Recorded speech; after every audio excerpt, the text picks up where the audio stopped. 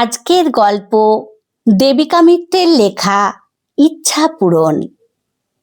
বিমলা দেবী আজ খুব ভোর ভোর উঠে স্নান সেরে পুজো পাঠ করে নিয়ে শাড়ি পরে তৈরি হচ্ছেন। গতকাল উনি উনার সব জিনিসপত্র গুছিয়ে রেখেছেন।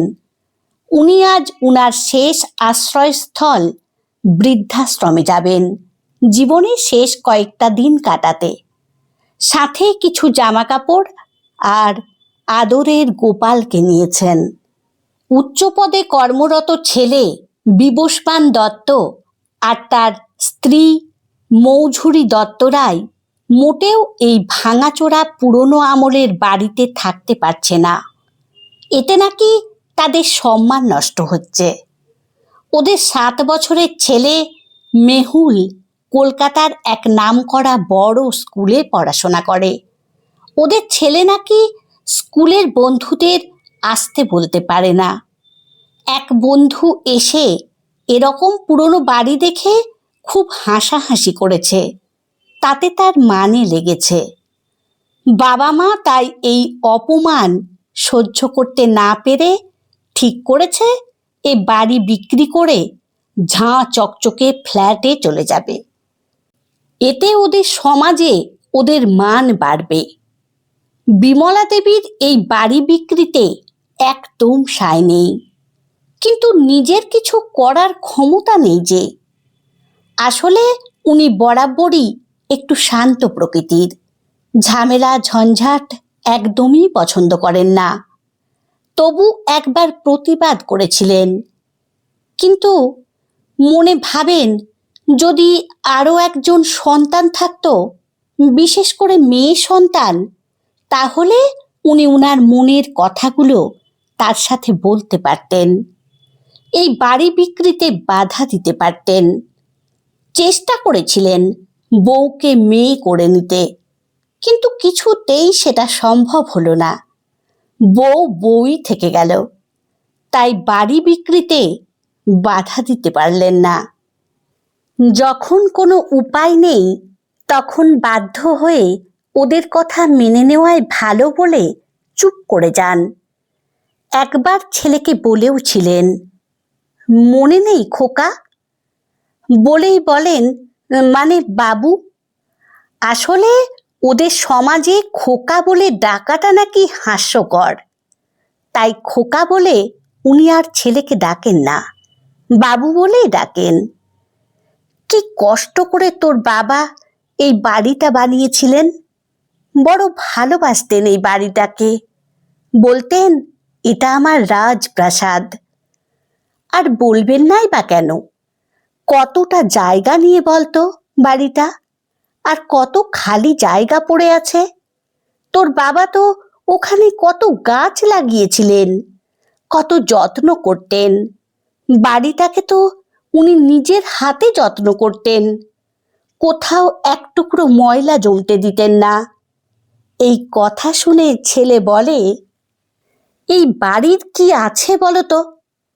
তাছাড়া এরপর এই বাড়ির দাম পাওয়া যাবে না।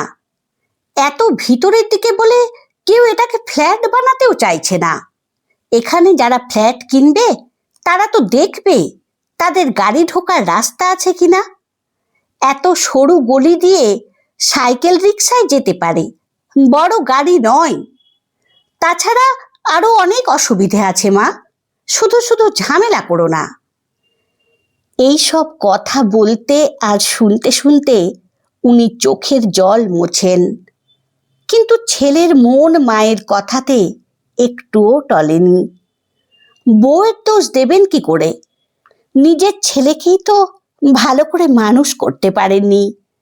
যদি বাবার প্রতি ভক্তি শ্রদ্ধা থাকতো, ভালোবাসা থাকতো, এই বাড়ির উপর মায়া থাকতো, তাহলে এই বাড়িটাই সারিয়ে নিয়ে বসবাসের যোগ্য করতে পারত, এটা বিক্রি করতো না। এই অবধি ঠিকই ছিল, মানে বিমলা দেবী মেনে নিতে বাধ্য হয়েছেন বাড়ি ছেড়ে ফ্ল্যাটে যেতে। এবার বাদ সাধল অন্য জায়গায়।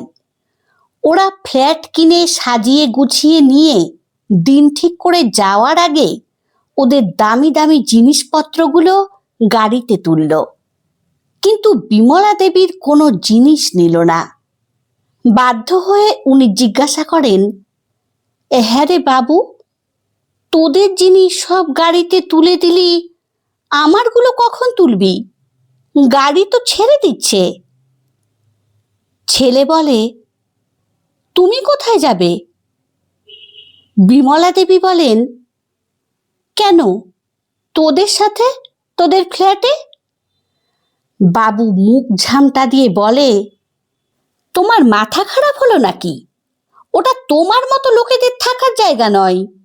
ওখানে হাইফাই শিক্ষিত লোকেরা থাকে, তোমার মতো অশিক্ষিত গাইয়া লোকেরা ওখানে থাকে না।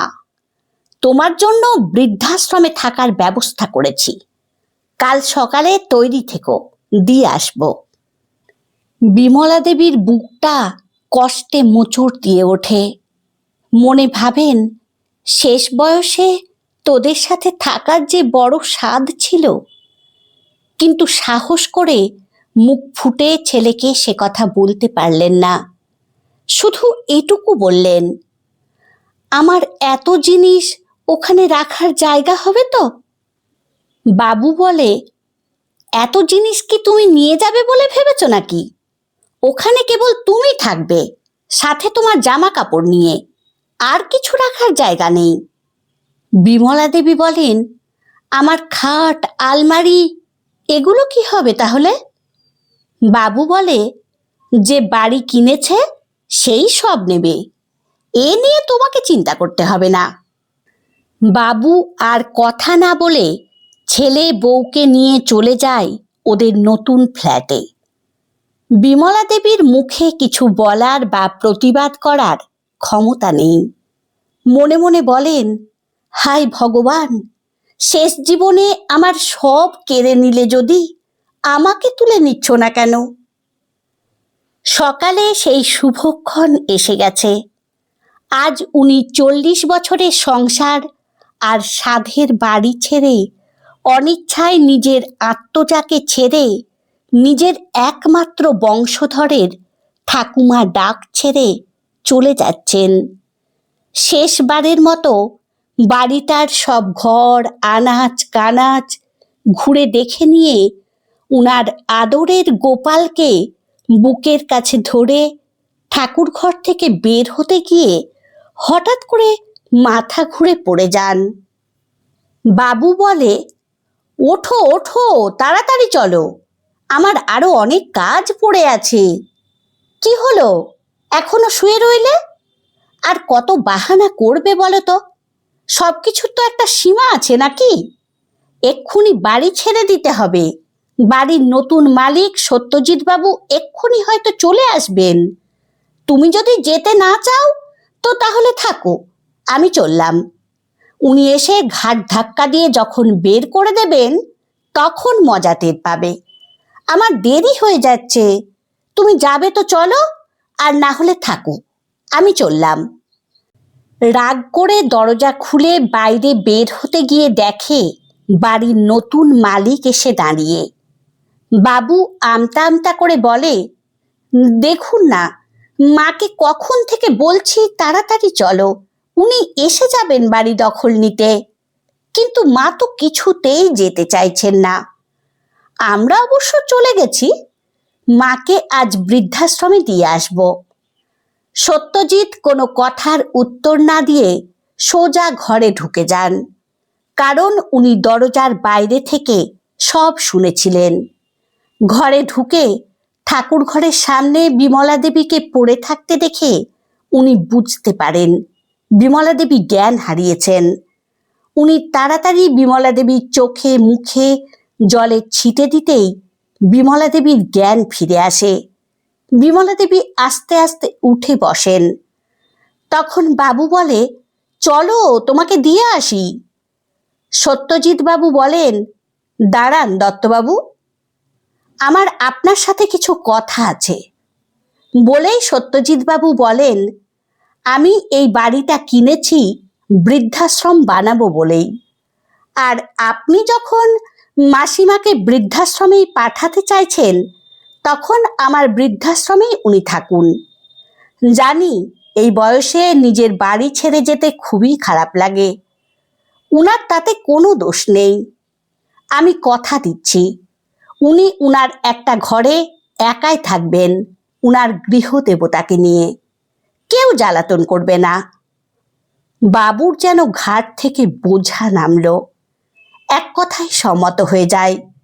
সত্যজিৎ বাবু আরও বলেন, আসলে কি জানেন তো, আমার মা নেই। এখন আমি মা না থাকার অভাবটা অনুভব করতে পারি। আমি বেশ ছোটবেলায় বাবাকে হারিয়েছি। তখন মাই আমার একমাত্র সম্বল ছিলেন। মা আমাকে নিজের সর্বস্ব দিয়ে বড় করেছেন, আমাকে উচ্চশিক্ষিত করেছেন নিজের সব শখ বিসর্জন দিয়ে। জানেন, আমি মাকে নিয়ে বেশ ভালোই ছিলাম, কিন্তু হঠাৎই কর্মসূত্রে আমাকে দেশের বাইরে চলে যেতে হয় বেশ কয়েক বছরের জন্য। আমি অবশ্য যেতে চাইনি। মা এক প্রকার জোর করে আমাকে পাঠিয়ে দেন। মাকেও নিয়ে যেতে চেয়েছিলাম, কিন্তু আমার মা শ্বশুরের ভিটে ছেড়ে বাবার সাজানো বাগান আর মায়ের নিজে হাতে মনের মতো করে গড়ে তোলা সংসার ছেড়ে আমার কাছে যেতে চাননি। অথচ উনি আমাকে আমার জীবনের উন্নতির জন্য বিদেশে পাঠিয়েছিলেন। আমার কষ্ট কোথায় জানেন? আমি মায়ের এমনই দুর্ভাগা সন্তান যে মায়ের মৃত্যুর সময়ে মায়ের পাশে থাকতে পারিনি। উনি আরও বলেন, আমার মায়ের শেষ ইচ্ছে কি ছিল বা আমাকে কিছু বলার ছিল কিনা কিছুই জানতে পারলাম না। কথাগুলো বলতে বলতে উনার গলা ধরে আসে। নিজেকে সামলে নিয়ে বলেন, মায়ের স্মৃতি বাঁচিয়ে রাখতে আর মা ডাকটা যাতে ডাকতে পারি, তার জন্য আমাদের বাড়িটাকেও একটা বৃদ্ধাশ্রম বানিয়ে সেখানে অনেক মাকে রেখেছি। উনাদের দেখভাল আমি খুব যত্ন করেই করি। এই বাড়িটাও আমি বৃদ্ধাশ্রম বানাবো দুস্থ মায়েদের জন্য। আমি অবিবাহিত, আমার পিছু টান তেমন কিছু নেই। আমি এই সব মায়েদের আমার আশ্রমে রেখে সেবা করতে চাই। আজ থেকে আপনিও আমার আর একটা মা হলেন বলেই বিমলা দেবীকে প্রণাম করেন। বিমলা দেবী উনাকে আদর করে আশীর্বাদ করে বলেন, তোমার আশা পূর্ণ হোক বাবা, দীর্ঘজীবী হও। বাবু সুযোগ বুঝে উনার হাতে মাকে সঁপে দিয়ে পালাতে পারলে বাঁচে। আজ বাবুর খুব হালকা লাগছে। ঘাট থেকে যে বিরাট বোঝা নেমে গিয়ে ভারমুক্ত হলো। বিমলা দেবী নিজের বাড়িতেই থেকে গেলেন গোপালকে নিয়ে। বিমলা দেবীর অনুরোধেই এই আশ্রমের নামকরণ করা হয় শান্তির নীড়। শেষ জীবনে মনের আশা পূরণ হলো। হয়তো উনার গোপালেরও এ বাড়ি ছেড়ে যাওয়ার ইচ্ছা ছিল না, তাই হয়তো গোপাল উনার মনের শেষ ইচ্ছা এইভাবে পূরণ করলেন। অলক্ষ্যে হয়তো গোপাল হাসছেন এইসব কুলাঙ্গার ছেলেদের পরিণতির কথা ভেবে। হয়তো কোনো একদিন বাবুকেও আসতে হবে এমন কোনো আশ্রমে জীবনের শেষ দিনগুলো কাটাতে। সময়ের অপেক্ষা। আমার গল্প পাঠ যদি আপনাদের ভালো লেগে থাকে তাহলে লাইক, কমেন্ট ও শেয়ার করে দেবেন। ধন্যবাদ।